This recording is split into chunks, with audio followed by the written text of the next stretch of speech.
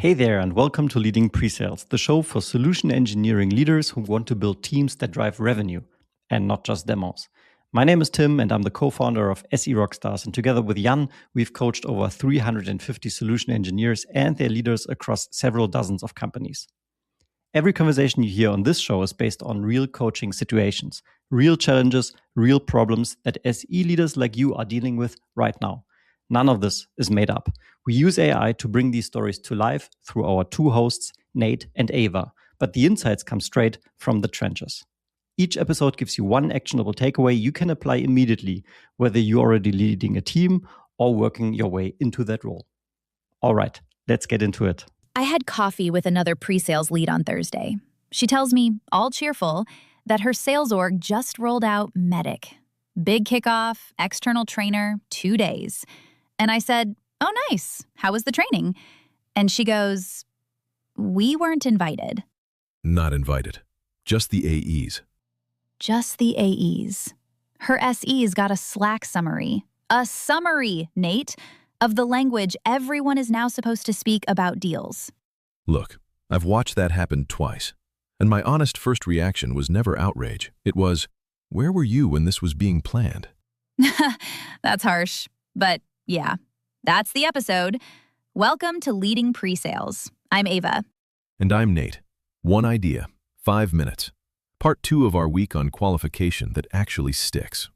Today, when sales introduces a qualification framework without you, that is your problem to fix. And it's also the best free opening you'll get all year.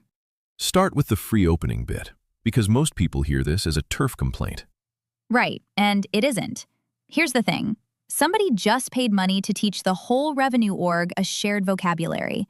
Metrics, economic buyer, champion. If your SEs are in that room, you never again have to translate between two dialects on a handover. Fair, though I'd push on shared vocabulary.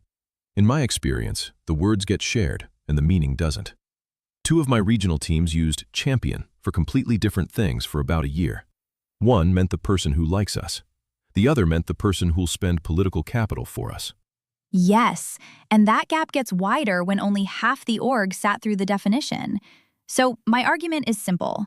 Name the letters your team already owns and claim them out loud. Which ones do you actually claim? Because if you claim all 7, you'll get laughed out of the room. 4. Metrics, identify pain, decision criteria, and champion. And I'd say we co-own those, not own. Decision criteria is the one I'd fight you for. That's commercial. Procurement, budget cycle, the whole evaluation scorecard. My AEs live in that. The commercial half, sure, but the technical criteria? Nate, when a customer walks in with a requirements list they wrote from a competitor's website, who moves them from what they think they need to what they actually need? The SE. Every time. Every time. That's domain depth. An AE usually can't do it, and honestly shouldn't have to. My SEs reshape criteria in the second call, not the 5th. That lands. I'll give you decision criteria on the technical side. Champion, though. I'd say that's shared and nobody notices. The champion often trusts the SE more than the rep, because the SE isn't the one asking for the PO. Ooh, say that in the training room and you're in. Maybe. But here's my caveat, and it's a real one. At my scale, I don't sit in a rollout meeting. My SE directors do. So this only works if they know which letters to claim before the invite goes out. How do you handle that? I've got 12 SEs and I'm in every room, so I've never had to solve it through a layer. I give them the ask in one sentence. Get our people in the same training and volunteer us for metrics and decision criteria. 2 letters. Specific. Nobody can argue with volunteering. That's better than mine. I'd have shown up with a whole slide about the 4 letters. And the room would have heard, pre-sales wants more governance. 2 letters and an offer to help. That's the move. Okay, and let me add the practical payoff, because this isn't just seat-at-the-table stuff.